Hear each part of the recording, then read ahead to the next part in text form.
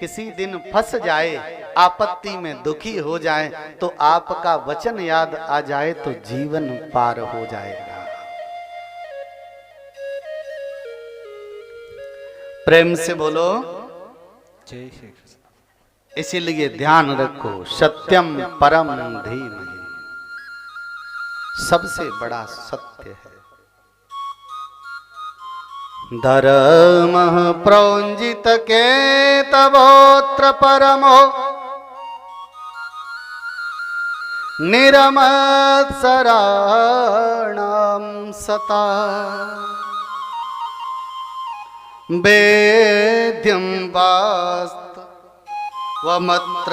वस्तु शिवदम् तापत्रयो न मूलनम्। श्रीमद् भागवते महामुनि कृते किं वा परैरीश्वर सद्यो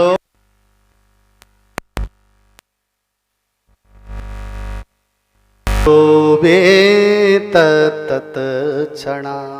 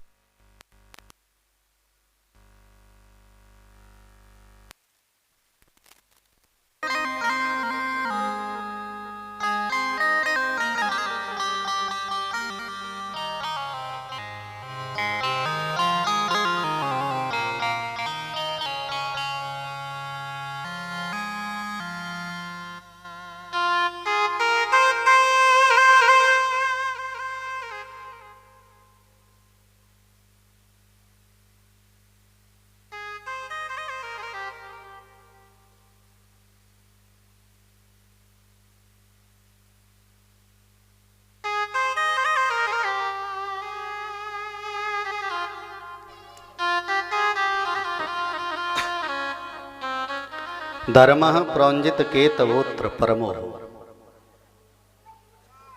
सबसे बड़ी सुंदर बात। एक बात और सुन लीजिए,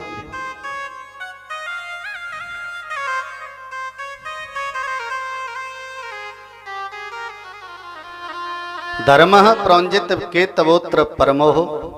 अच्छा, एक बात आपको पूछूं मैं, धर्म क्या है? आप सभी लोग ध्यान से सुनना मेरी बातों।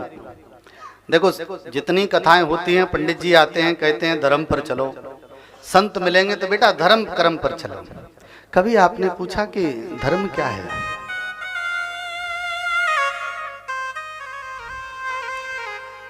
रामचरितमानस में लिखा है, धर्मन दूसर सत्य समाना आगम निगम पुराण बखाना।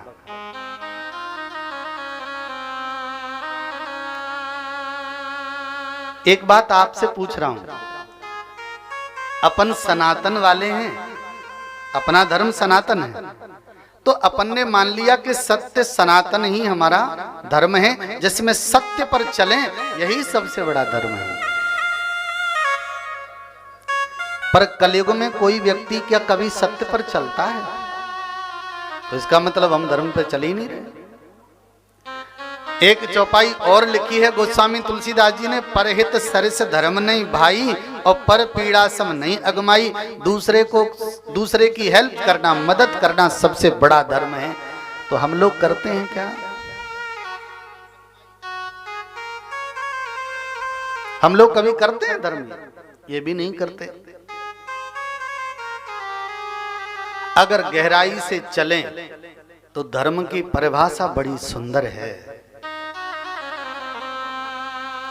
धार्यते इति धर्मः, जिसे जीवन में धारण किया जाए वो धर्म है। जितने भी पृथ्वी पर धर्म हैं, सब धर्म के ग्रंथों को मिलाया जाए और मिलाने के बाद केवल एक परिभाषा निकाली जाए जो सब धर्मों से मिल जाए, वो है सच्चा धर्म।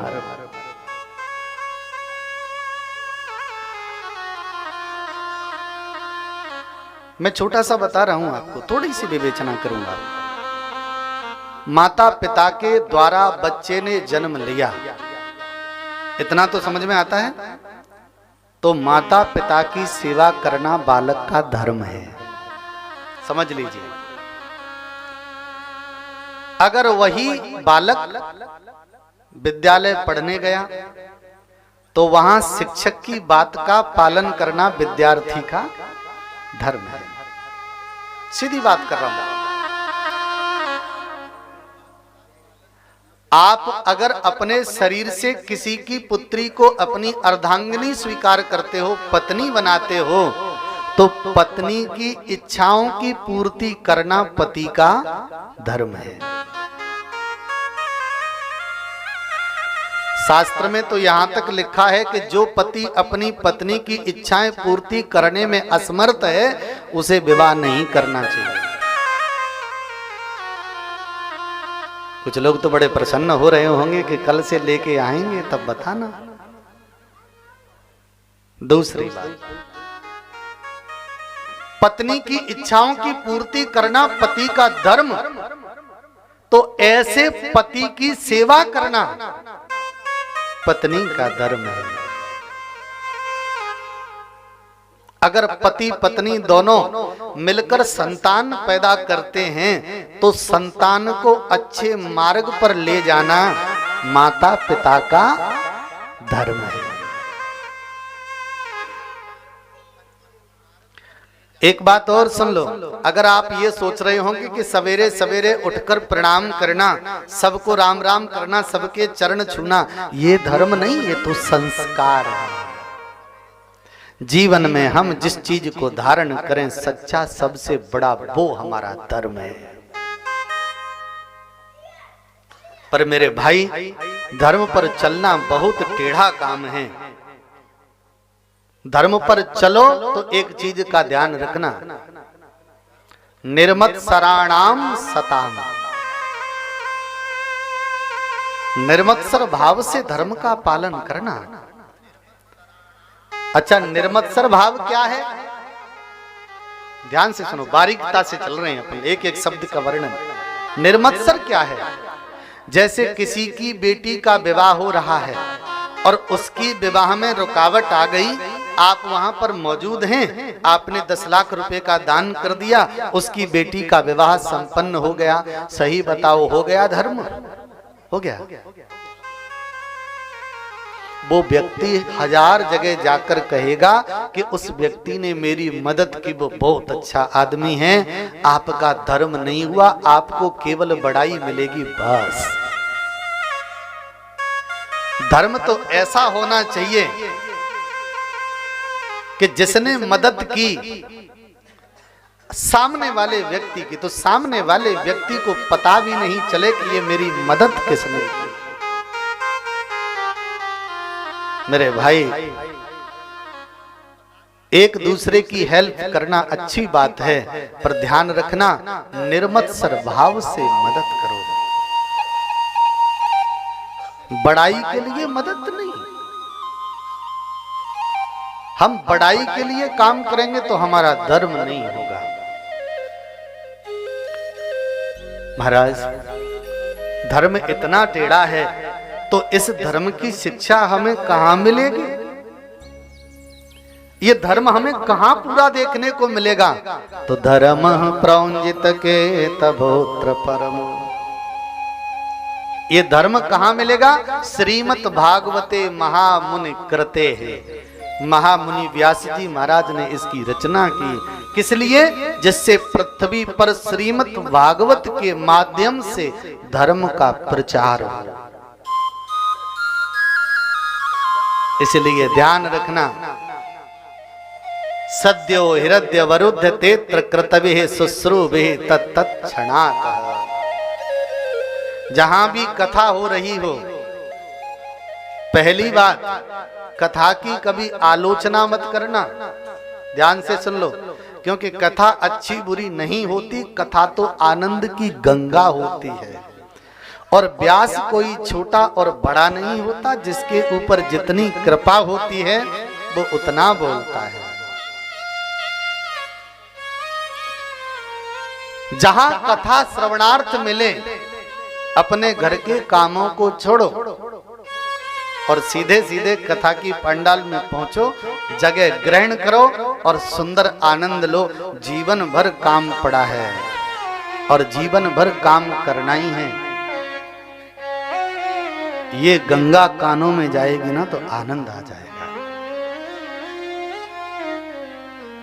कभी भी ये नहीं कहना चाहिए कि हमने तो बहुत सारी कथाएं सुन ली, वो तो वही घिसी पिटी लीलाएं हैं, अब तो हमारा बस मन ऊब गया, अब तो घर ही ठीक है, सर्दी ज्यादा पड़ रही है, टीवी में सुन लेंगे। मेरे भाई, मंत्र सामने बैठकर कुछ अलग असर करता है और मोबाइल पर सुनने का मामला कुछ अलग होता है।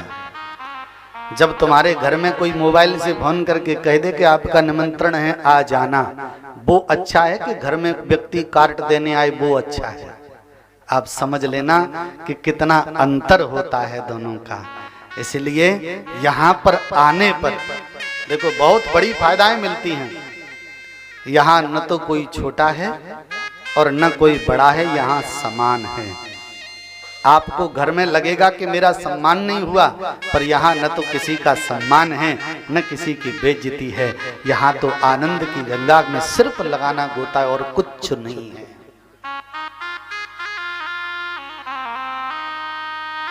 जिन हरि कथा सुनी नहीं काना, जिन हरि कथा सुनी नहीं काना, जिन हरि कथा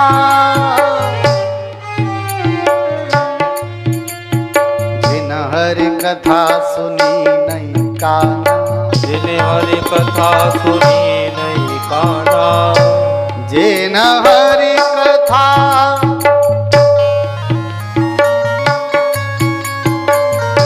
जिन हरि कथा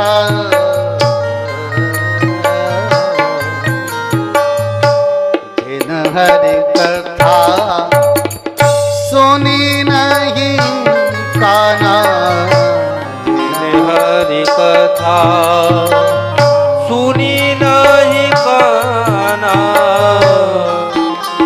श्रवण रंध्र ऐ भवन समाना, श्रवण रंध्र ऐ भवन समाना, श्रवण रंध्र ऐ भवन समाना, श्रवण रंध्र ऐ भवन समाना। कितनी बड़ी सुंदर बात है। जिन कानों में भगवान की कथा नहीं जाती, उन कानों में कौन रहता है मालूम है? सुन लो ध्यान से। जिन कानों में भगवान की कथा नहीं जाती, उन कानों में बड़े बड़े अजगर रहते हैं। पतली पतली लंबी लंबी नागिन रहती हैं। बड़े बड़े भुजंगी सर्प रहते हैं। आप समझ रहे हैं, आप तो कह रहे होंगे मन में, पंडित जी, महाराज जी, एक अंगुल का कान कहां से बनेंगे इसमें सांप? नाम बता रहा हूं, सुन लीजिए। चुगली, निंदा, ईर्ष्या, द्वेष, कपट, पाखंड अंदर जाता है। अच्छा, जाता है कि नहीं जाता? ध्यान रखना। आपके घर में सर्प निकल आए और वो सर्प धोखे से चूहे के बिल में घुस जाए, क्या करना है? तुरंत हाथ डाल देना अंदर। डाल दोगे हाथ अंदर? कह रहे होंगे वाह महाराज, जैसे वो खा जाए हैं? करना क्या है? बड़ा सुंदर वर्णन है। अगर सर्प को बाहर निकालना है तो बिल में पानी भर दो। जब बिल भर जाएगा तो सर्प बाहर निकल जाएगा। हमारे कानों में भी बहुत सारे नागिन और नाग भरे पड़े हैं, इनको बाहर निकालना है। तो यहाँ पानी नहीं, यहाँ कथा अमृत भर दो, ये सब बाहर निकल जाएंगे। प्रेम से बोलो जय श्री कृष्ण। श्रवण रंध्र अय भवन समान, श्रवण रंध्र अहि भवन समान, श्रवण रंध्र अहि भवन समान, श्रवण रंध्र अहि भवन समान, जिन हरि कथा सुनी नहीं काना, जिन हरि कथा सुने नहीं काना, जिन हरि कथा। श्रवण रंध्र अय भवन समान, निगम कल्पतरोर गलितं फलम्, सुखमुखादमृत द्रव संयुतं, पिबत भागवतं रसमालयम्, मुहुरहो रसिका।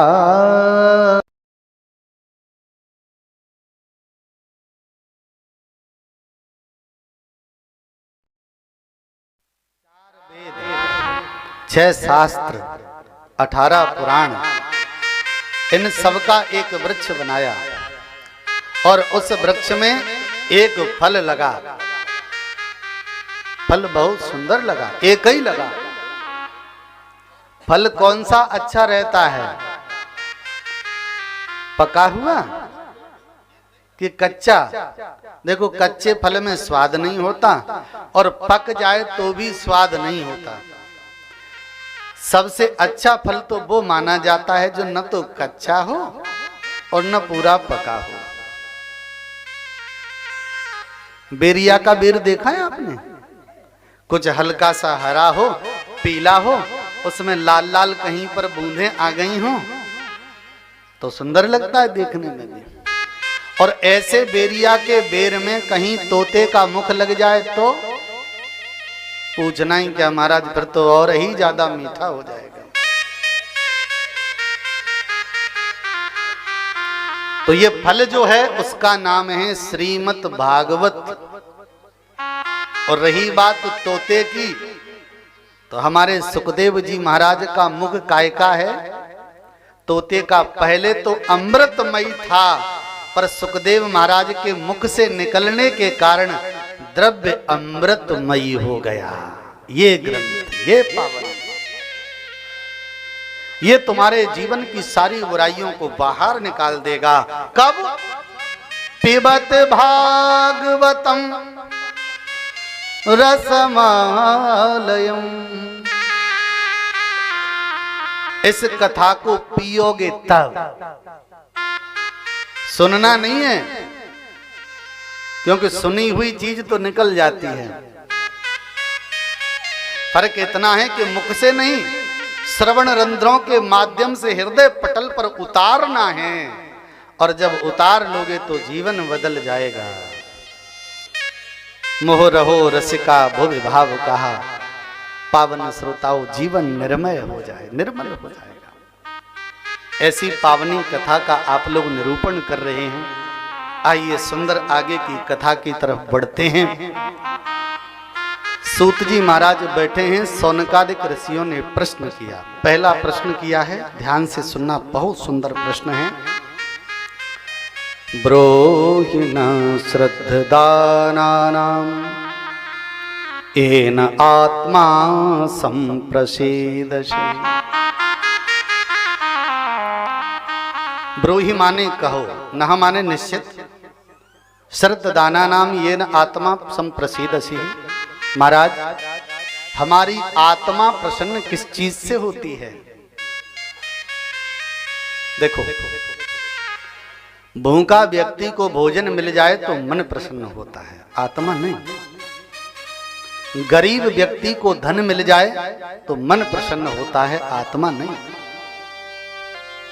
किसी का धन छूट गया तो उसे उसका मन दुखी होता है, आत्मा नहीं। आत्मा का लेना देना धन से नहीं है। आत्मा किस चीज से प्रसन्न होती है? ध्यान से सुनना, आपको बता रहा हूं। जैसे कोई वृद्ध व्यक्ति एक कुटिया में या कमरे में पड़ा है, आप नहीं जानते, आप तो रास्ते में जा रहे हैं और वो प्यासा है, जोर से रो रहा है, चिल्ला रहा है, कोई व्यक्ति उसकी नहीं सुन रहा। आपके कान वहां पहुंच गए, आपने देखा कि कोई रो रहा है, आप तुरंत पहुंचे, बाबा क्या बात है? तो उसने इशारा किया, मुझे पानी पीना है। आप चले गए, तुरंत बड़ा सा कमंडल उठा के एक नल से या हेड पंप से पानी भरा और बाबा को दे दिया। बाबा ने पूरा कमंडल पी लिया और पीने के बाद कहा, बेटा सवेरे से मैं प्यासा था, रो रहा था, मैं कोई मेरी नहीं सुन रहा था, तुमने मेरी प्यास बुझाई, इसलिए मैं तुम्हें आशीर्वाद देता हूं, तुम सदा सुखी रहना।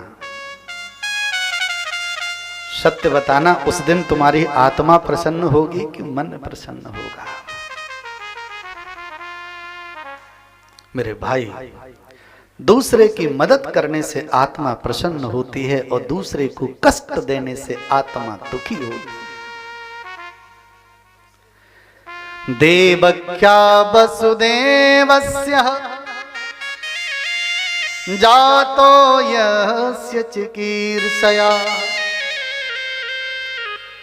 सौनकादिक ऋषियों ने पूछा, प्रभु ऐसा परमात्मा पृथ्वी पर आता है तो देवकी और वसुदेव, यशोदा नंद बाबा के आंगन में, कौशल्या दशरथ के आंगन में क्यों आता है वो? तो मुस्कुराकर कहा कि ये मत सोचना कि वो रावण और कंस को मारने के लिए आता है। जासु ब्रकुट सृष्ट लय होई, जिसके ब्रकुटी के इशारे पर सृष्टि नष्ट हो सकती है, तो क्या अपने जगह पर बैठकर वो रावण कंस को वहीं से नहीं मार सकता? तो पृथ्वी पर क्यों आता है? तो बड़ा सुंदर विवेचन है इसका। बांध लेते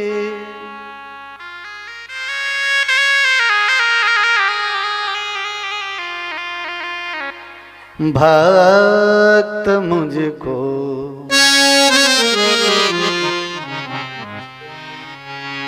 प्रेम की जंजीर में, इसलिए इस भूमि पर होता मेरा अब तार है। बांध लेते भक्त मुझको। भगवान कहते हैं कि मैं आना नहीं चाहता, पर भक्त मुझको प्रेम की जंजीर में बांधकर जबरदस्ती खींच लेते हैं, और जब वो खींचते हैं तो भक्तों को आनंद देने के लिए मैं साकार रूप में पृथ्वी पर प्रकट हूं। विप्रधेनु सुर संतहित लीन मनुजय अवतार,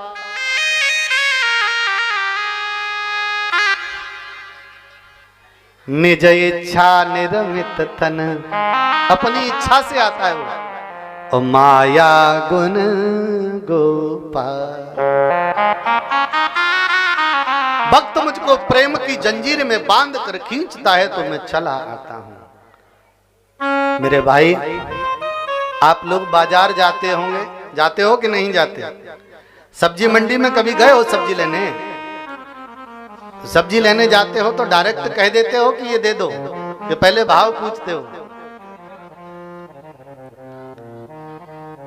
मेरे भाई, जब सब्जी मंडी में बिना भाव के सब्जी नहीं मिलती है, तो बिना भाव के परमात्मा आपको कैसे मिल सकता है? भाव काबू काहू में भाव ही बस सा भाव का भूखा हूँ मैं, भाव ही बस सार है। ताली बजाकर भाव से सभी लोग गाएंगे मेरे साथ में।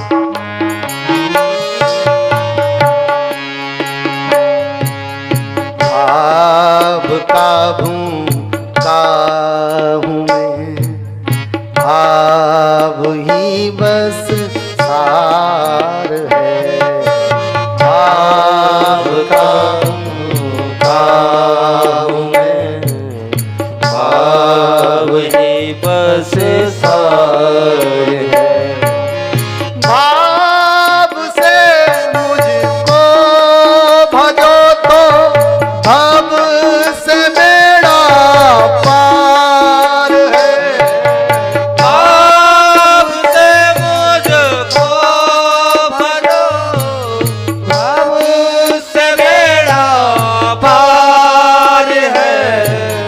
भाव से मुझको भजो तो भव से बेड़ा पार है।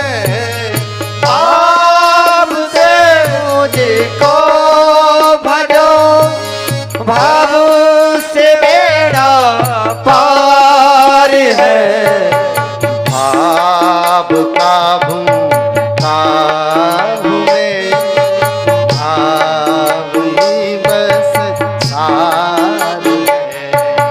भाव का भूखा हूँ मैं, भाव ही बस सार है। हरि बोल।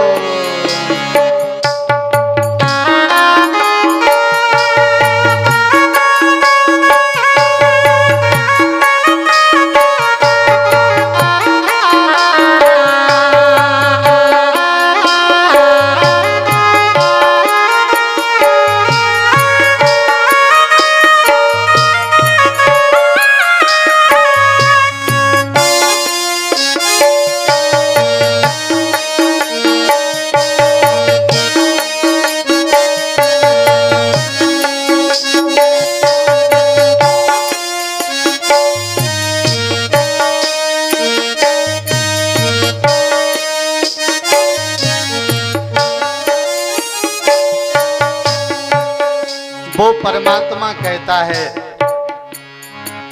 बड़े बड़े स्पीकर लगा ले, जोर जोर से मेरी आवाज लगा, मैं नहीं सुनता। पर भाव से मन ही मन मुझे पुकार लेगा तो तेरी आवाज मेरे कानों में पहुंच जाती है। बाब बिन सूनी पुकारे, आप बिन सुनी पुकारे, मैं कभी सुनता नहीं। मैं कभी सुनता नहीं। सभी लोग मेरे साथ मीठी मीठी तालियों के साथ गाएंगे भाई। बाब बिन सुनी पुकारे, मैं कभी सुनता नहीं। आप बिन सुनी पुकारे, मैं कभी सुनता नहीं। तेर भक्ति भाव की करती मुझे लाचार है।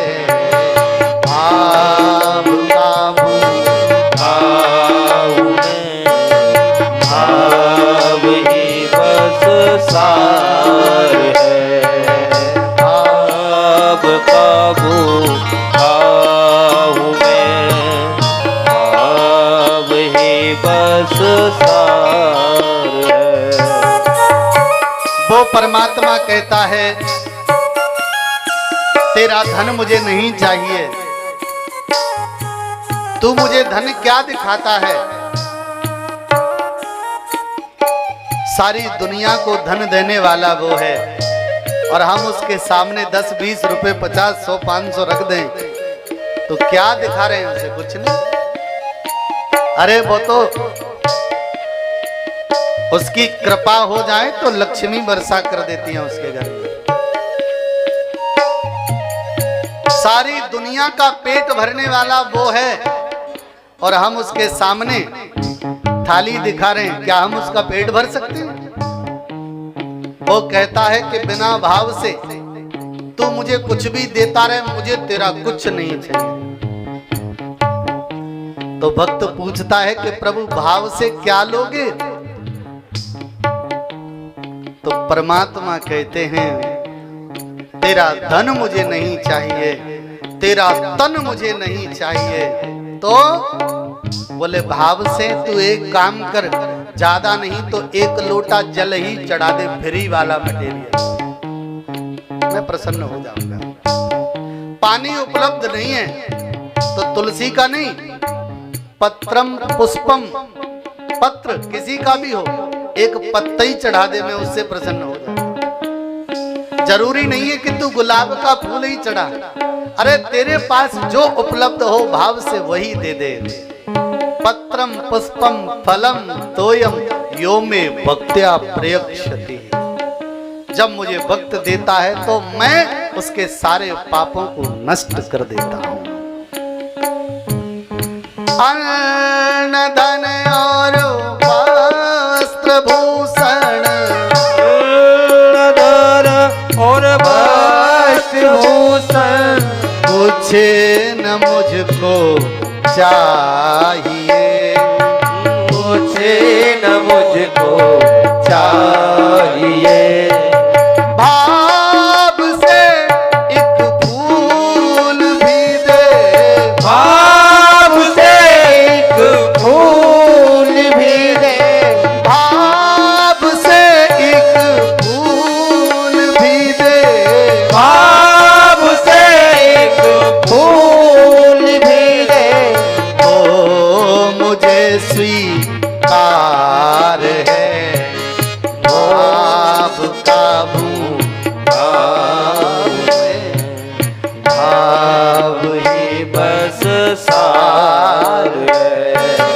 भाव का भूखा हूँ मैं, भाव ही बस सार है। मेरे भाई, उस परमात्मा को कुछ भी दें, भाव से समर्पित करें।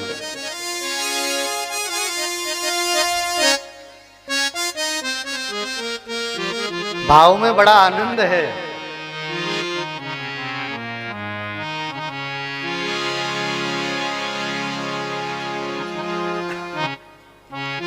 वर्णन है, एक व्यक्ति था, पूजा पाठ नहीं जानता था वो।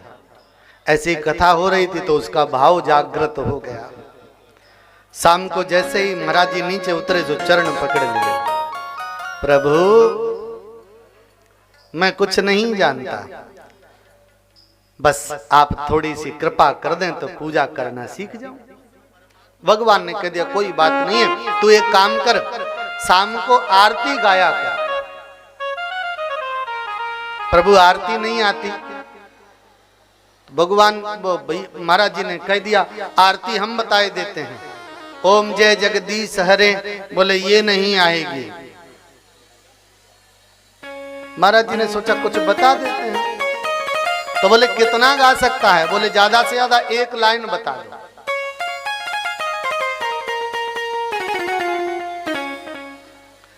महाराज जी ने कह दिया एक काम करो, सुंदर 1 लाइन लिख के दे दी, बोले इसको तैयार कर लेना।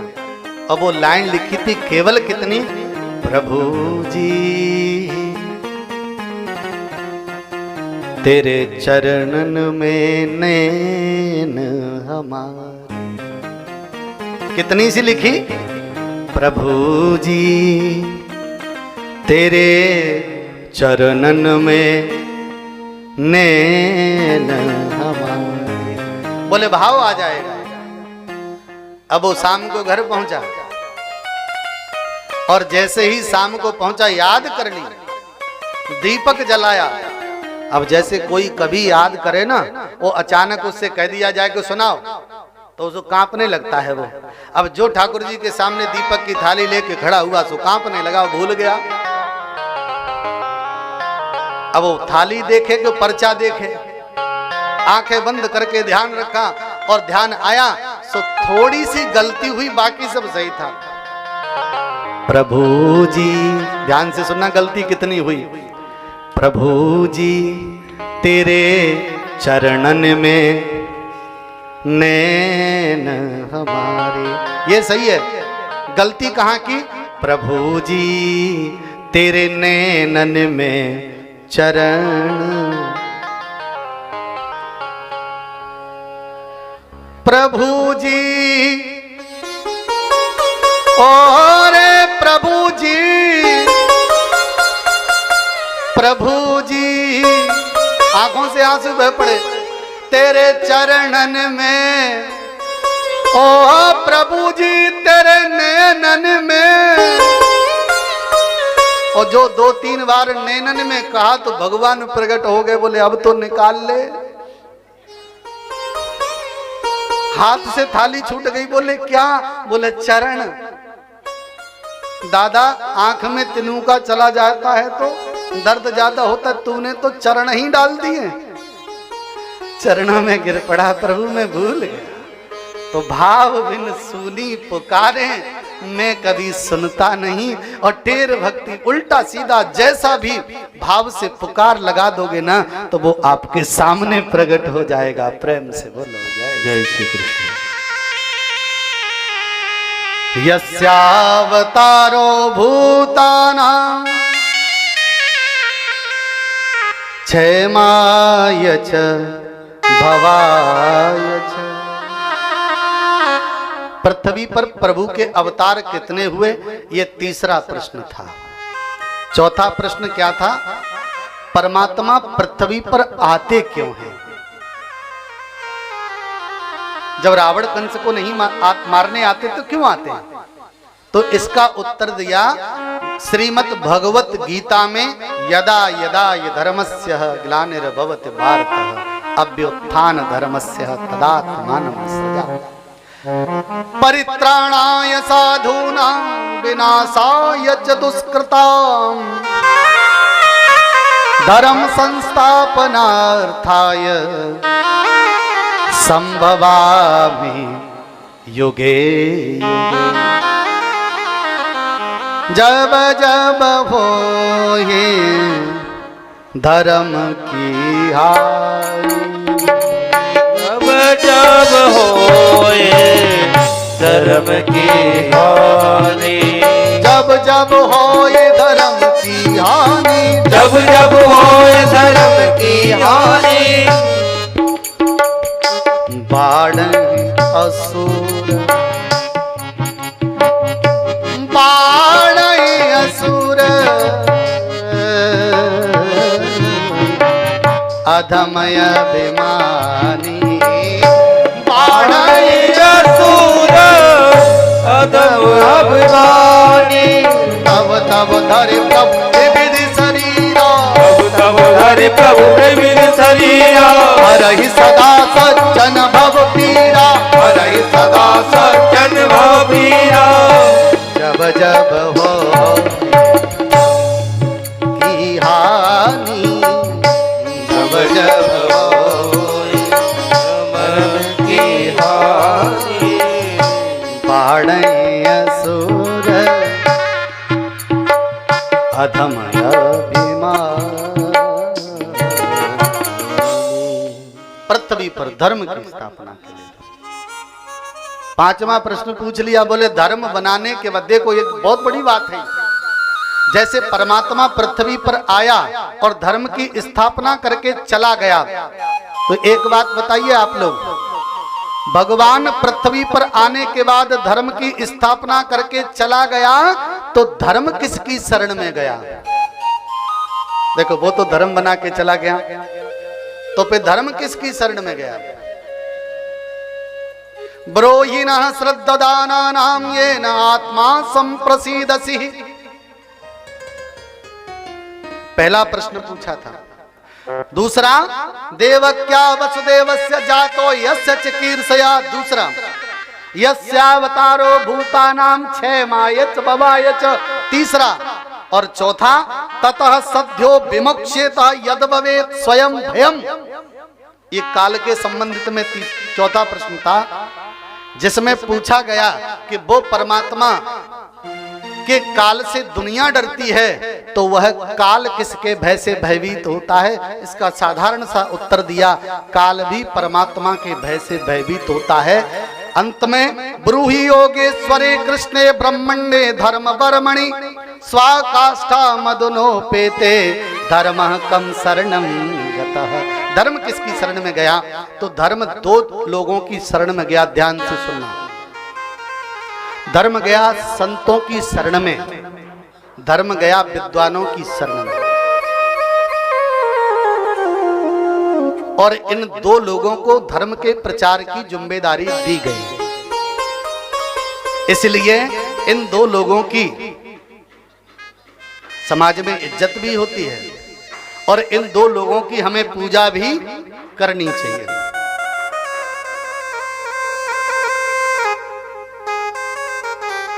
मेरे भाई, जिस क्षेत्र का विद्वान बिगड़ता है ना, वहां धर्म बिगड़ता है।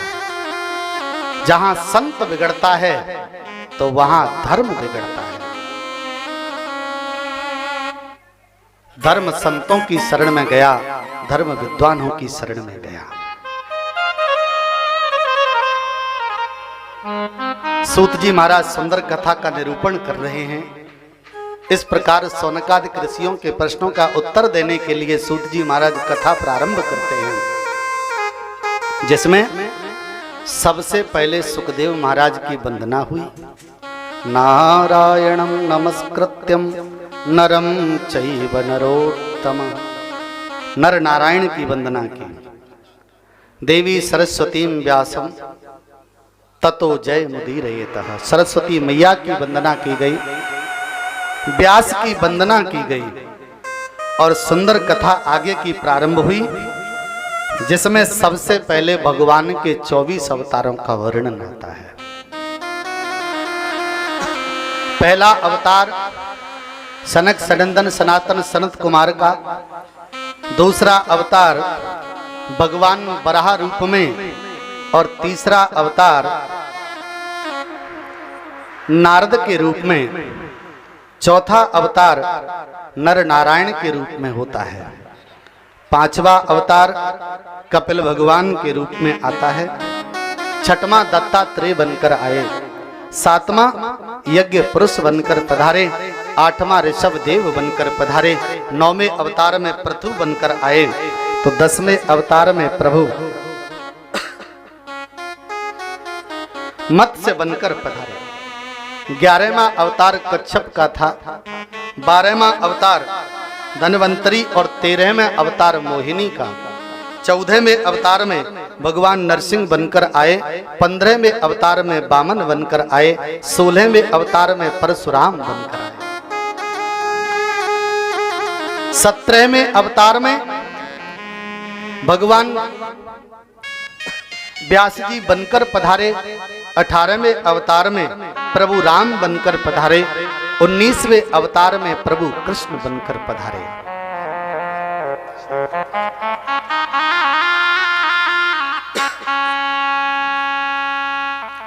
कृष्ण बनकर पधारे। 20वां अवतार कलयुग में कल्कि भगवान का है। परमात्मा वर्णन है श्रीमद् भागवत में। हंस बनकर प्रभु पधारे, है ग्रीव बनकर प्रभु पधारे। 21वां 22वां प्रभु बौद्ध बनकर पधारे। प्रभु गुरु नानक बनकर पधारे।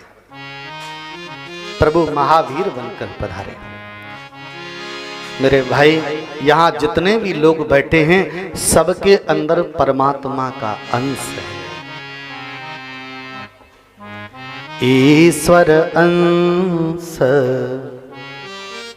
जीव ईश्वर जीव अविनाशी चेतन अमल चेतन चेतन अमल से सुख राशि चेतन अमल सहज सुख राशि ईश्वर सजीव अविनाशी ईश्वर हंस जीव चेतन अमल सहज सुख राशि। कथा आगे प्रारंभ हुई, ध्यान से सुनना।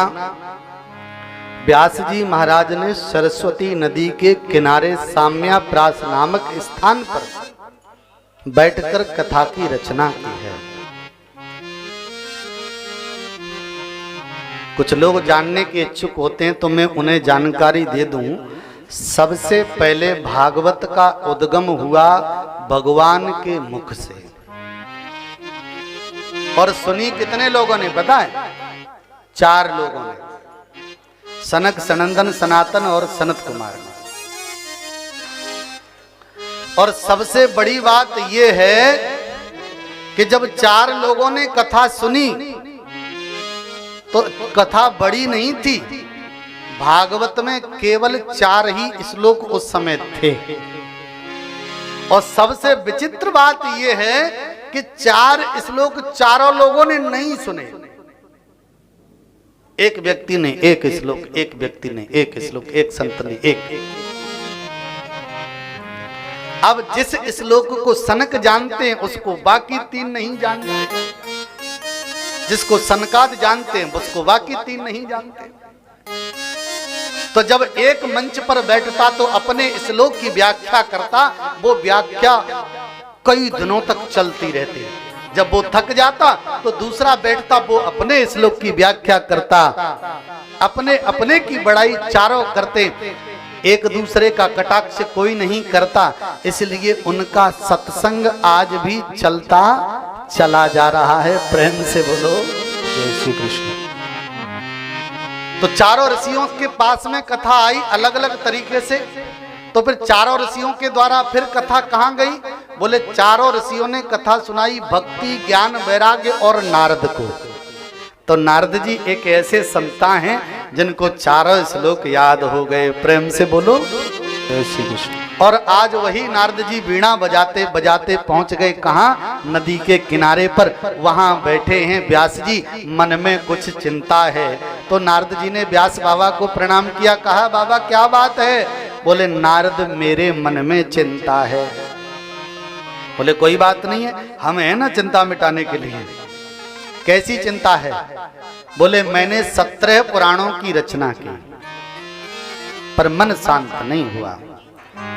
5म वेद महाभारत की रचना मैंने की, मन शांत नहीं हुआ, मन मेरा विचलित है। नारद जी ने कहा एक काम करो, एक पुराण की रचना और करो।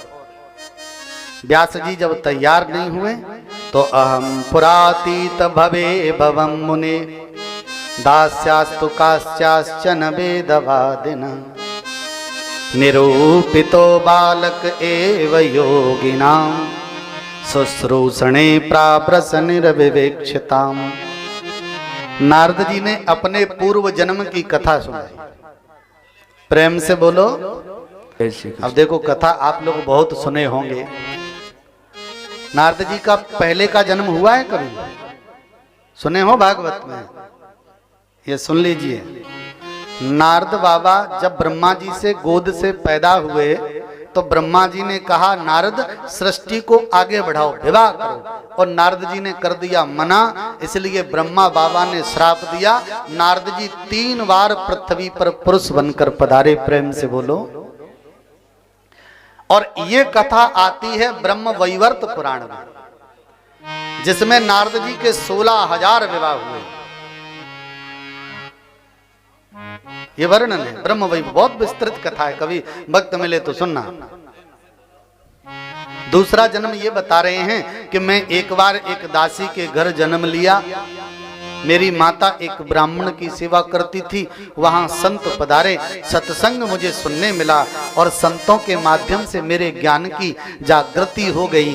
तो ये संसार मुझे फीका लगने लगा। संतों ने मुझे सुंदर ब्रह्म गायत्री का मंत्र दिया, मैंने मंत्र धारण कर किया और उसके बाद में जब मेरी माता का देहांत हो गया तो फिर मैंने उस मंत्र की साधना की, जाप किया, तो उससे परमपिता परमात्मा का मुझे दर्शन तो हुआ, परंतु मुझे अपना पद प्राप्त नहीं हुआ। क्यों? क्योंकि नारद जी पृथ्वी पर मानव बनकर आए तो कर्म के चक्कर में पड़ गए।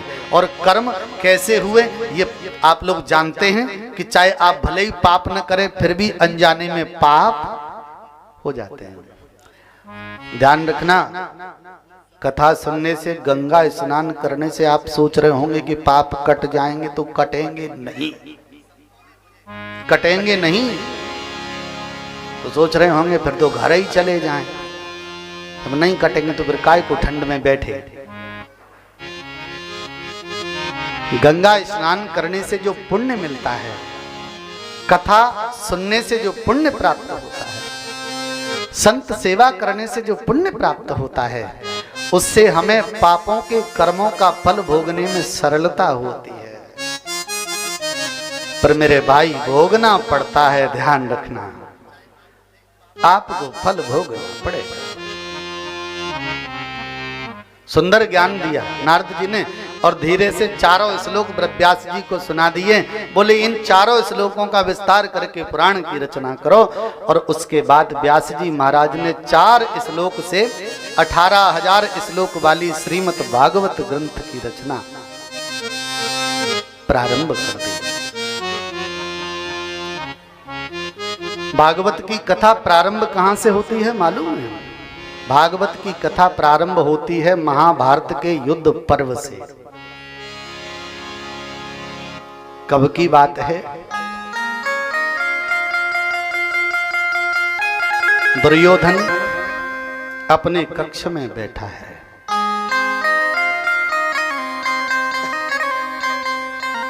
दीपक जल रहा है और आंखों से आंसू टपक रहे हैं।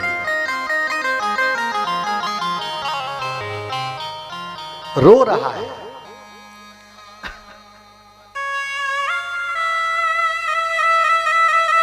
उसी समय अश्वत्थामा का आगमन हुआ। ये कब की बात है मालूम है? कौरवों में से 100 जो थे ना, 99 मर चुके हैं, केवल दुर्योधन जीवित है तब की। अश्वत्थामा ने दुर्योधन की आंखों में आंसू देखे तो पूछा, युवराज तुम्हारी आंखों में आंसू? युवराज क्षत्रियों की आंखों में आंसू शोभा को प्राप्त नहीं होते, आंसू पोंछो। जानता हूं मैं आज तुम युद्ध हार गए हो, इसलिए तुम रो रहे हो। युवराज इस युद्ध की चुनौती भी आप ही ने दी थी। अगर परिणाम से इतना भय था तो युद्ध का निमंत्रण पांडवों को क्यों दिया तुमने? ये तो पहले सोचना चाहिए था। दुर्योधन ने आंसू पोंछ लिए। नहीं नहीं अश्वत्थामा, ये मेरी आंख से आंसू वैसे ही निकल रहे हैं। नहीं, कुछ तो वजह है। दुर्योधन फपक फपक कर रोने लगा। मेरा भाई है तू, मैं युद्ध हार गया, मेरे 99 भाई मर गए, मैं भी जीवित नहीं बचूंगा। मुझे पता है कि मेरी मृत्यु निश्चित है, परंतु विशेष बात यह है कि मुझे युद्ध हारने का दुख नहीं है। मैं मरूंगा, मुझे इस बात का भी दुख नहीं है। मुझे दुख है तो सिर्फ इस बात का है कि हम 100 भाइयों में से एक भी जीवित नहीं रहा। मैं भी मरने की कगार पर हूं और वो 5 के 5 जिंदा हैं। अगर उनमें से एक भी मर गया होता तो मुझे युद्ध हारने का दुख नहीं होता। बस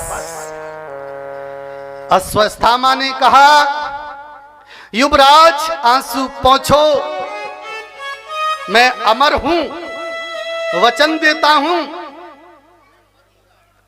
आज सूर्य उदय तब होगा जब 5 पांडवों के सर काट कर तेरे सामने रख दूंगा।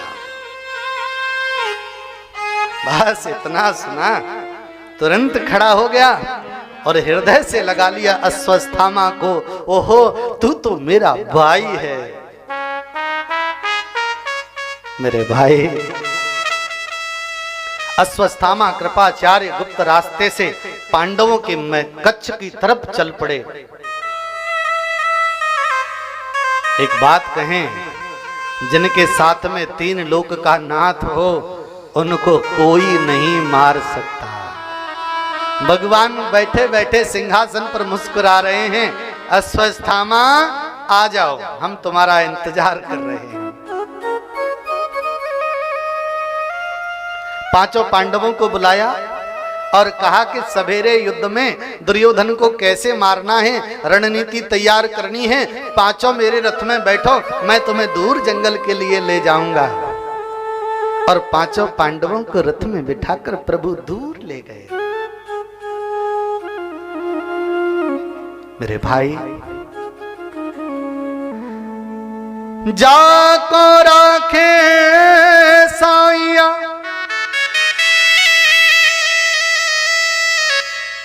ए जी मार सके ना कोई, बालन बाको कर सके जो जग बेरी हो।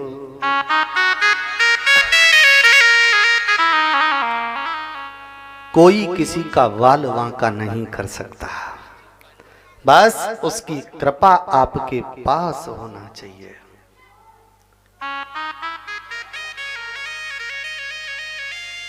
पर एक बात और कहें, होनहार भव तब्यता तैसी मिले सहाय, और आप न आवे ताय पहुंचो ताय तहां। द्रौपदी के 5 पुत्र आ गए, मां हमें नींद लग रही है। मां ने कह दिया, बेटाओ तुम्हारे पिताजी मामा के साथ में चले गए हैं, उनकी सैया खाली पड़ी है, जाओ सो जाओ।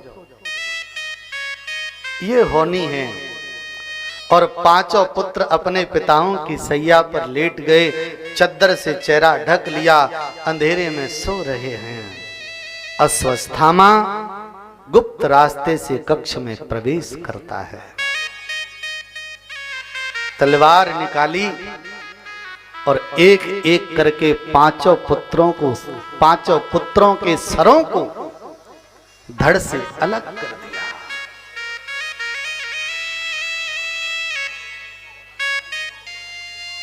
वर्णन तो यहां तक भी है कि सरों को थाल में सजाकर दुर्योधन के पास भी पहुंच गया। युवराज तुम युद्ध जीत गए, डंका बजा दो।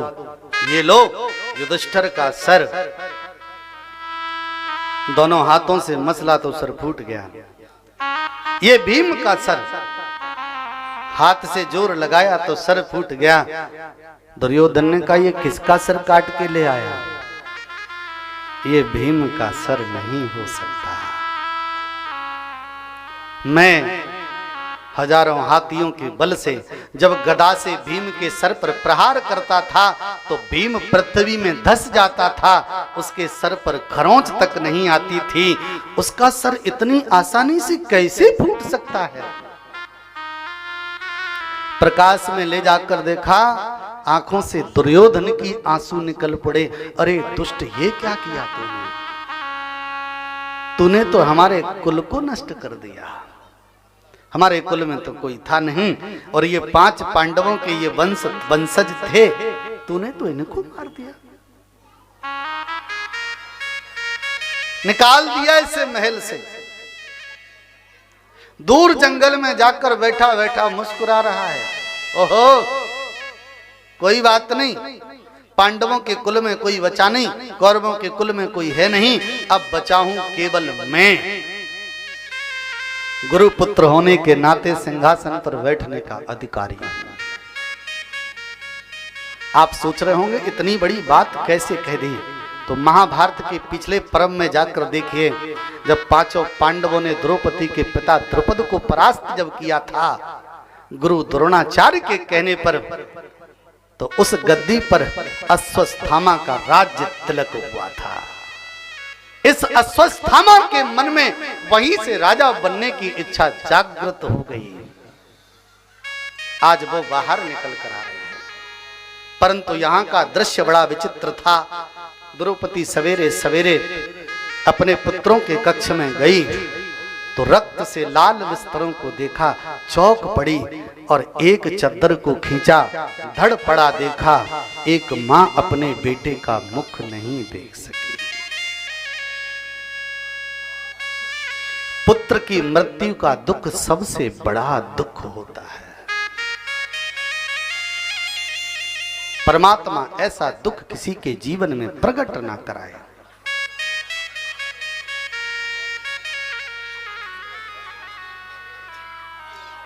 और सुनिए, एक पुत्र नहीं, द्रौपदी के 5 पुत्र मरे पड़े हैं। केस तो खुले ही थे, पृथ्वी पर धड़ाम गिर गई, जोर से रोने लगी, चिल्लाने लगी, स्वामी पार्थ कहां हो, आ जाओ। सब बिगड़ गया, रात भर रोई। सवेरे के समय भगवान जब सबको लेकर लौटे तो रोने की आवाज सुनाई पड़ी। गांडीव को उठाया, रथ से कूदा, अर्जुन दौड़कर द्रौपदी के कक्ष में पहुंच गया। द्रौपदी की विकल अवस्था को देखा, कहने लगा, द्रौपदी छत्राणी होकर रोती है क्यों? इशारा किया, स्वामी ये देखिए तुम्हारे 5 पुत्र मर गए, महाभारत समाप्त हो गया। हाथ में गांडीव कांप गया। अर्जुन का छत्रित्व जागृत हो गया। अर्जुन ने हाथ में गांडीव उठाया और कहा कि द्रौपदी आंसू पोंछ। ये गांडीवधारी अर्जुन का संकल्प है कि आज का सूर्य अस्त जब होगा, तेरे 5 पुत्रों को मारने वाला तेरे चरणों में होगा, अन्यथा आज के बाद इस गांडीव को हाथ नहीं लगाऊंगा। ये मेरा संकल्प है। भीम दादा पहुंच गए, हाथ में गदा उठाई, बोले मैं उसे मृत्यु दंड दूंगा। अगर मैं उसे मृत्यु नहीं दे सका तो आज के बाद गदा को हाथ नहीं लगाऊंगा।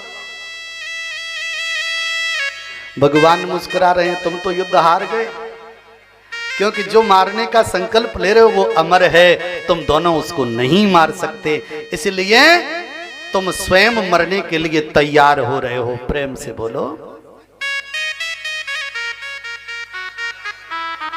मेरे भाई। भगवान से कहने लगा, प्रभु रथ को निकालो, चलो उधर चलना है जहां पर वो मेरे पुत्रों को मारने वाला हत्यारा छुपा। भगवान की नजरों से कोई बच सकता है क्या? रथ लेकर वहीं पहुंच गए जहां पर पुत्रों को मारने वाला अश्वत्थामा छिपा बैठा था। बस अश्वत्थामा ने झाड़ियों से देखा, ये अर्जुन मुझे मारने के लिए आया है। उसी समय अपने धनुष पर ब्रह्मास्त्र का संधान अर्जुन को मारने के लिए प्रयोग करता है। आप सोच रहे होंगे ब्रह्मास्त्र, मैं आपको बताऊं ब्रह्मास्त्र का मतलब होता है आज की भाषा में परमाणु हथियार, जिससे केवल विनाश होता है।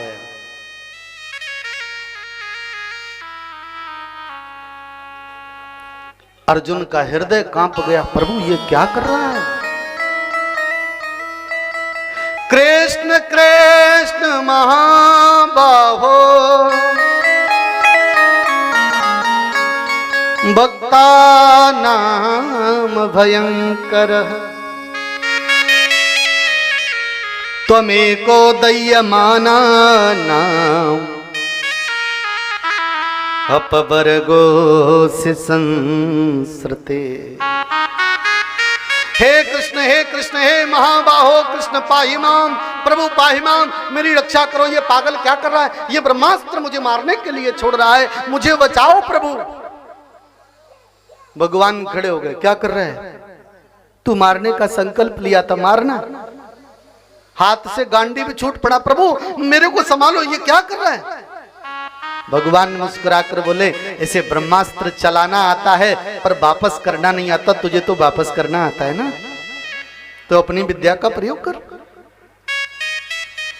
इसने भी ब्रह्मास्त्र का संधान किया, वापस करने वाली विद्या का प्रयोग किया। ब्रह्मा जी प्रकट हुए, दोनों ब्रह्मास्त्रों को लेकर चले गए। अर्जुन ने केस पकड़े अश्वत्थामा के, घसीटा, रथ में डाला, द्रौपदी के कक्ष की तरफ चला, रथ से घसीटता हुआ द्रौपदी के कक्ष में ले गया। एक हाथ में तलवार और एक हाथ में अश्वत्थामा के केस, और द्रौपदी के सामने जाकर खड़ा हो गया। कहने लगा, ए देवी, इशारा कर, इसकी गर्दन धड़ से अलग करके तेरे चरणों में डाल दूं। मालूम है क्या हुआ? द्रौपदी की नजर पड़ी अश्वत्थामा पर, पसीना छूट गया। अपने पुत्रों के मरने का दुख द्रौपदी भूल गई। मन में सोचने लगी, ये क्या बवाल ले आए? आंसू सूख गए, दोनों हाथ जोड़कर द्रौपदी सामने खड़ी हो गई। क्यों? क्योंकि द्रौपदी जानती है कि अश्वत्थामा है, मरेगा नहीं, और जब ये मरेगा नहीं, अर्जुन हाथ उठाएगा, तलवार चलाएगा, ये नहीं मरेगा, अर्जुन का अपयश होगा, और अपयश को अर्जुन झेल नहीं पाएगा। इसलिए वध अश्वत्थामा का नहीं, आत्महत्या अर्जुन की होगी। मेरे बच्चों के बाद मेरे पतियों के मरने का नंबर लग गया। हृदय कांप गया। दोनों हाथ जोड़कर सामने खड़ी हो गई। अर्जुन बोला, क्या करती है, सर काटूं इसका? द्रौपदी ने आंखों में आंसू भर के चरण पकड़ लिए। प्रभु, उवाच चासहन्तस्य बन्धनानयनं सती मुक्ष्यता में ब्राह्मणो नितराम गुरु।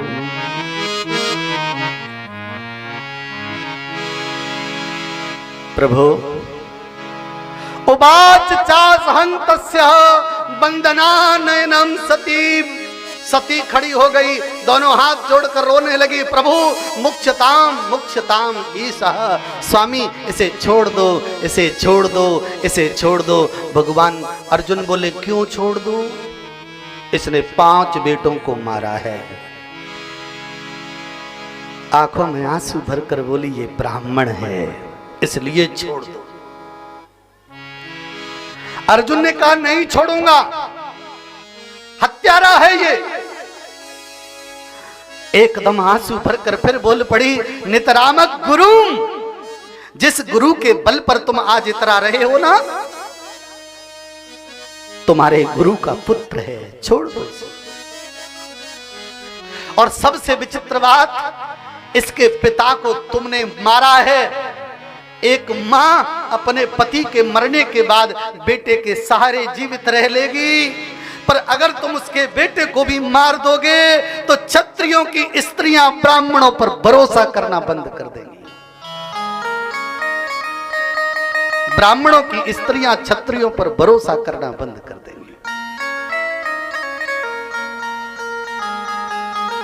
इस ब्राह्मण ने, इसके पिता ने तुम्हें बलवान बनाया और तुम इसी के वंश को समाप्त कर दोगे तो कोई ब्राह्मण फिर क्षत्रियों को शिक्षा नहीं देगा।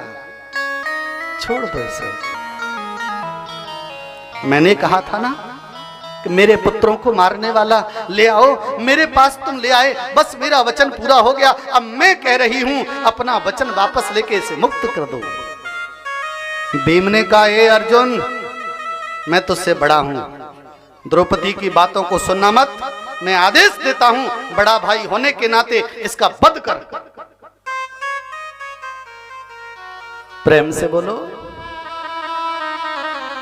बड़ा भैया कह रहा है कि मार, और देवी जी कह रही हैं कि छोड़ दे।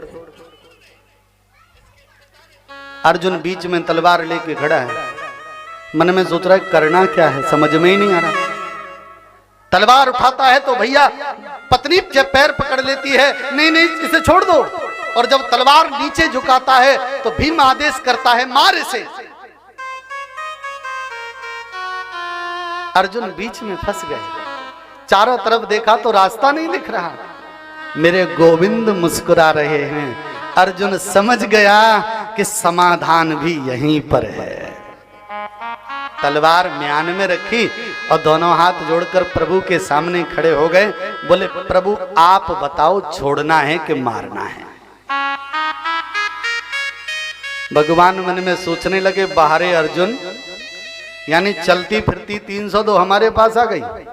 अगर हम कह दें कि मार दे तो हत्या हमें लगेगी कि हमारे कहने से मारा है, वो हम कह दें कि छोड़ दे तो 5 पुत्रों के वध करने वाले पापी को बचाने का पाप भी हमें लगेगा। भगवान कहने लगे, भैया आपस में ही निपटो। अर्जुन बोला, नहीं प्रभु, आप ही मेरे सब कुछ हैं, आप जो कहोगे मैं वही करूंगा। भगवान बोले, कोई बात नहीं है तो सुन। ब्रह्म बंधुर न हंतव्य,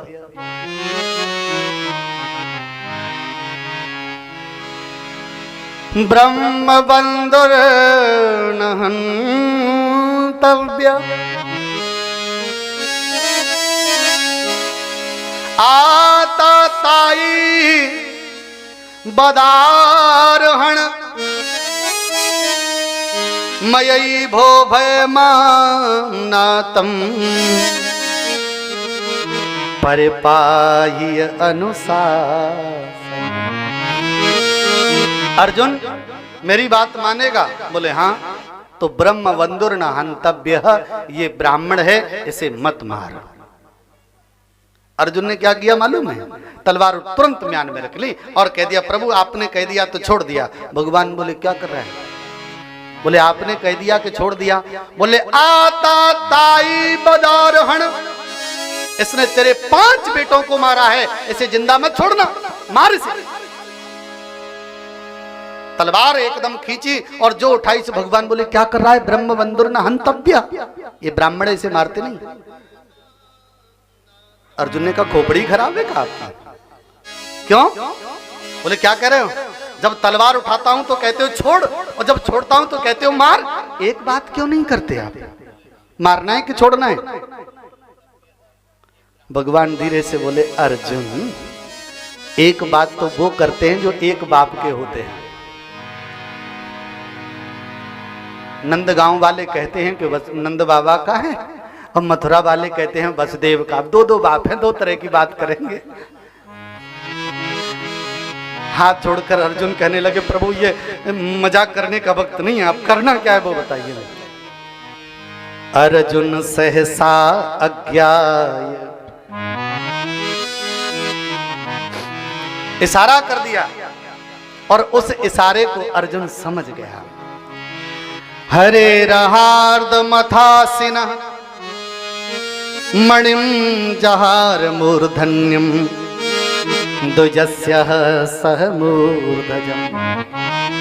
इशारे में समझ गए, तलवार की नोक से मणि को निकाल लिया और सर के आधे बाल काटे, आधी मूंछ काट दी और धक्का मार के बाहर निकाल दिया। सबते अधिक जाति ब्राह्मण का समाज में अपमान हो गया तो मृत्यु हो गई। प्रेम से बोलो, वचन पूरा हो गया, मृत्यु दी भी नहीं और मृत्यु करवा भी दी। प्रेम से बोलो। ये अश्वत्थामा रोता हुआ निकल गया। जंगल में बैठा बैठा सोच रहा है क्या करूं। मन में विचार किया कोई बात नहीं, अपने अपमान का बदला तो मैंने पहले ही ले लिया, अब इनके कुल में कोई बचा ही नहीं है। मैं बनूंगा हस्तिनापुर का राजा, इंद्रप्रस्थ का राजा, मैं अश्वत्थामा बनूंगा। और जोर जोर से चिल्ला रहा तो एक राहगीर वहां से निकला, धीरे से बोला काय को गला फाड़ रहा है। बोले हाँ राजा बनूंगा। बोले राजा तो तब बनेगा जब भगवान पृथ्वी पर नहीं होते। अरे 3 लोक का नाथ उनके साथ है, तू उनके वंश को क्या मिटाएगा।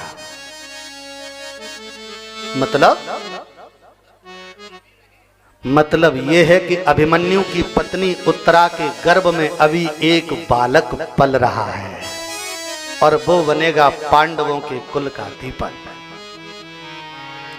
अश्वत्थामा ने सबसे बड़ा घृणित कर्म किया, उस बालक को मारने के लिए ब्रह्मास्त्र फिर छोड़ा। इधर भगवान सबसे विदा होकर द्वारिकापुरी की तरफ चलने वाले ही थे। उसी समय उत्तरा के गर्भ पर जब ब्रह्मास्त्र लगा तो पेट में बालक जलने लगा। जब बालक पेट में जलने लगा तो उत्तरा भूल गई कि मैं इस घर की बहू हूं। लाज पर्दा त्याग दी और पागलों की भांति दौड़ लगा दी। भगवान रथ पर चढ़ने वाले थे, उसी समय पीछे से उत्तरा आवाज लगाती है, पाहि पाहि महायोगिल देव देव जगतपते नान्यं त्वद्भयं पश्ये यत्र मृत्यु परस्परम। पाहि माम प्रभु पाहि माम। भगवान ने देखा उत्तरा क्या बात है बेटी। प्रभु नीचे आए रथ से और उत्तरा हाथ जोड़कर खड़ी हो गई, प्रभु मेरे पेट में बालक जल रहा है, मेरी मृत्यु हो जाए पर मेरे पेट के जल रहे बालक को बचा लो।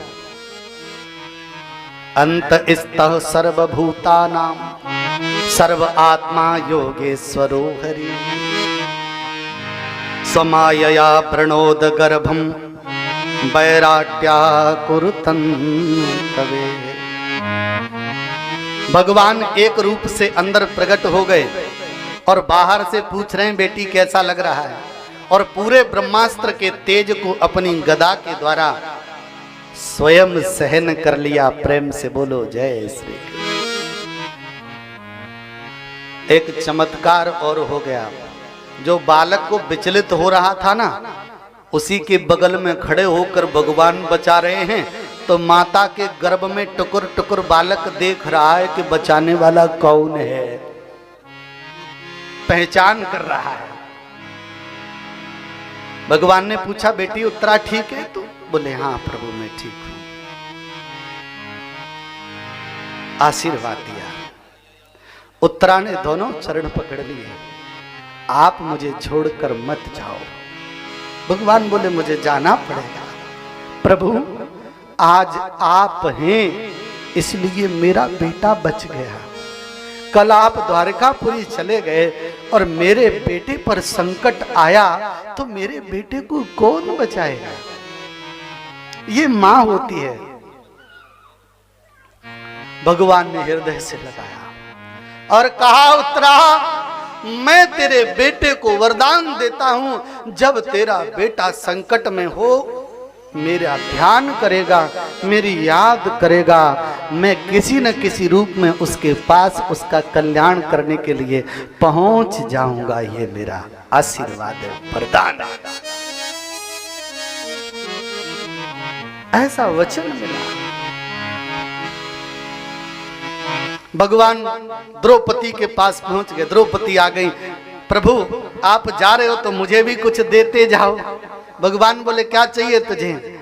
बोले या तो पृथ्वी पर मेरा आना न हो, और मैं अगर पृथ्वी पर आऊं तो तू हमेशा मेरा भाई बनकर आना, और मुझे कुछ नहीं चाहिए। उत्तराने भी बड़ा सुंदर वरदान। सुभद्रा दौड़कर आ गई, इन्होंने भी वरदान, पांचों पांडवों ने वरदान लिए। भगवान सबको संतुष्ट करके चले। भगवान का एक सारथी है जिसका नाम है दारुक।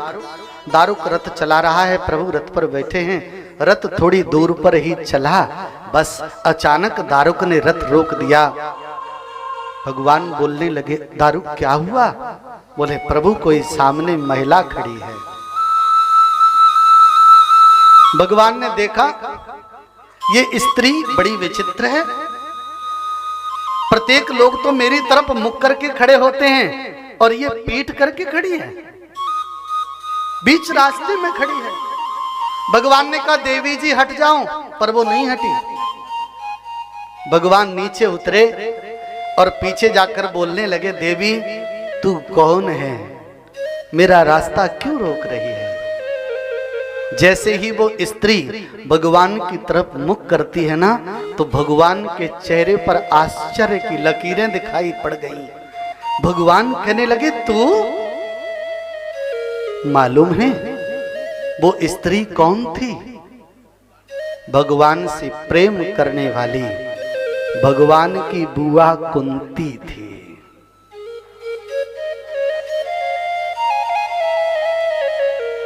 भगवान ने कहा, बुआ मैं तो तुझे महल में ढूंढ रहा था, तू यहां क्या कर रही है?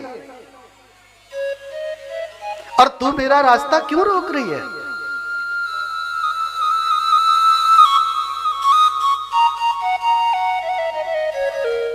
ये रास्ता रोक के क्यों खड़ी है? आंखों में आंसू भरकर बुआ ने कहा, कृष्ण कौन किसकी बुआ रे? कौन किसका भतीजा? भगवान बोले, मैं तो तेरा भतीजा हूं और तू मेरी बुआ है। कुंती ने कहा, नहीं तू किसी का भतीजा नहीं है, मैंने तुझे पहचान लिया। तू परमात्मा है, ईश्वर है, भगवान है। भगवान ने कहा, हां बुआ मैं भगवान हूं, मांग क्या चाहिए तुझे? आंखों में आंसू भरकर बुआ ने अपनी साड़ी का पल्लू प्रभु के सामने फैला दिया। कृष्ण मैं मांगूंगी तू मुझे देगा? बोले हां, मांग क्या चाहिए? आंखों में आंसू भरकर बुआ ने घुटनों के भर जमीन पर बैठ गई, कहने लगी, ओ कृष्ण तू मुझे देगा? मांग क्या चाहिए? नमस्ते पुरुषं त्वाद्यं ईश्वरं प्रकृते परम अलक्ष्यं सर्वभूतानां अंतर्वैर स्थितम्। हे परम पुरुष परमात्मा, हे ईश्वर, हे प्रकृति के परम पुरुष, किसी के लक्ष्य में ना आने वाला ईश्वर, अलक्ष्य है तू। कोई तुझे नहीं पहचान सकता, मैंने पहचाना। सबके अंदर बाहर रहने वाला तू है। अगर तू प्रसन्न है तो तीन लोक में जितना दुख है ये सारा दुख समेट कर मेरी झोली में डाल दे, मुझे और कुछ नहीं चाहिए। भगवान की आंखों से आंसू बरस पड़े। ए बुआ पागल हो गई है क्या?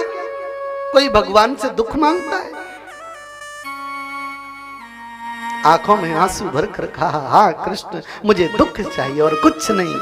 भगवान बोले बचपन में विवाह से पहले बेटा हुआ, जमाने ने कलंकित किया तुझे। तेरे 5 बेटे पैदा हुए देवताओं से, कौरव मारने के लिए तैयार थे, मैंने उनको समाप्त करके तेरे पुत्रों को राजा महाराजा बना दिया और सब कुछ कष्ट मेट कर जब मैंने तुझे सुख दिया तो बदले में दुख क्यों मांगती है तू? बुआ कहने लगी, ओ कृष्ण जब मेरे जीवन में दुख था तो तू मेरे साथ था, आज सुख आया तो तू मुझे छोड़कर जा रहा है। मुझे ऐसा सुख नहीं चाहिए, मुझे तो वही दुख दे दे जिसमें तेरा साथ बना रहे। बा सुख के माथे सिल परे जो हरि नाम बिसरा, बलिहारी बा दुख की ए जी पल पल नाम जपा। तेरी अखियां हैं जादू भरी, बिहारी में तो कब से खड़ी, तेरी अखियां हैं जादू भरी, बिहारी जी में कब से खड़ी। सभी लोग भाव से ताली बजाते बजाते गाएंगे।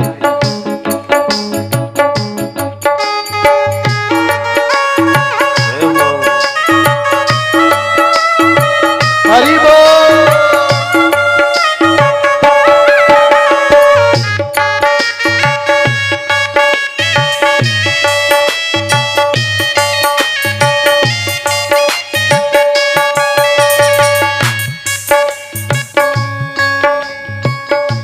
तू है मेरा श्याम सलोना, तू है मेरा श्याम सलोना।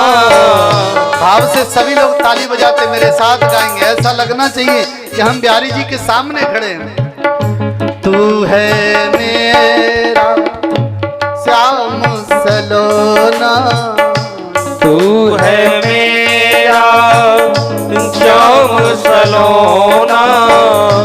तूने मुझ पर कर दिया टोना, तूने मुझे कर दिया टोना।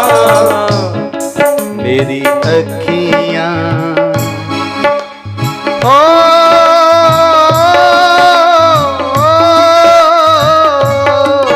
मेरी अखियां हो, मेरी अखियां तुझी से लड़ी, बिहारी जी में कब से खड़ी। मेरी अखियां हैं जादू भरी, बिहारी जी में कब से खड़ी। तेरी अखियां हैं जादू भरी, ओ बिहारी जी में कब से खड़ी।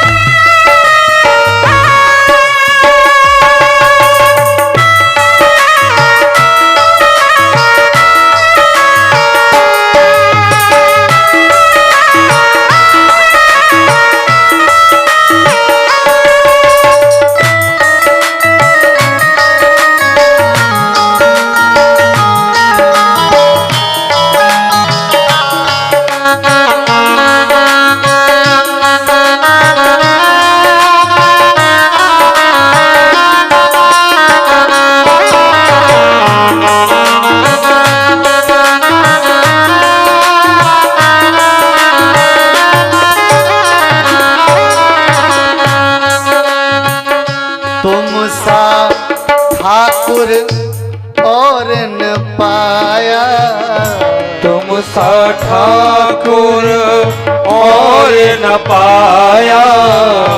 तुम सा ठाकुर और न पाया, तुम सा ठाकुर और न पाया। तुम ही से मैंने नेह लगाया, तुम ही से मैंने नेह लगाया। तुम ही से मैंने नेह लगाया, तुम ही से मैंने नेह लगाया। मैं तो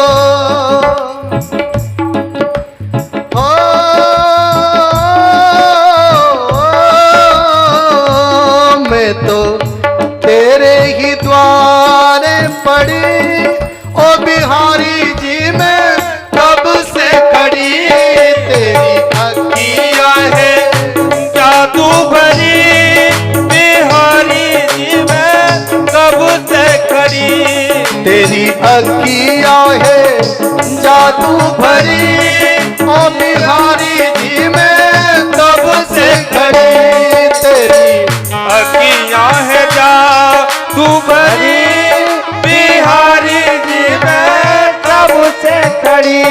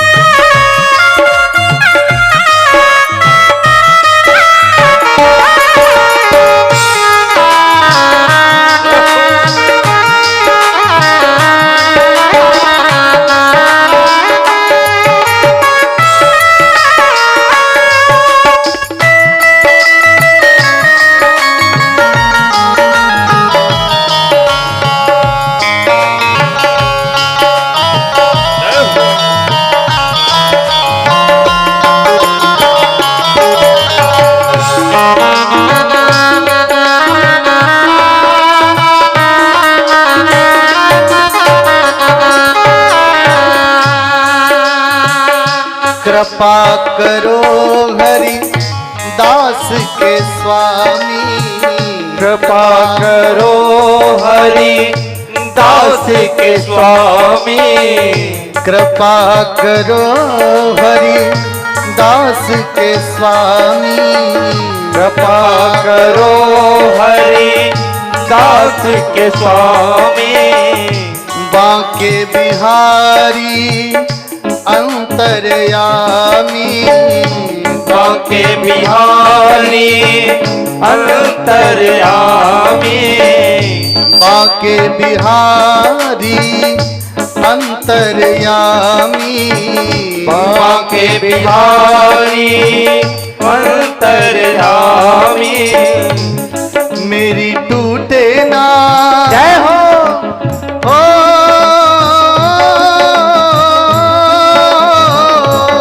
मेरी टूटे ना भजन की लड़ी, बिहारी में तो कब से कड़ी। तेरी अखियाँ है जादू भरी, बिहारी जी में कब से खड़ी। तेरी अखियाँ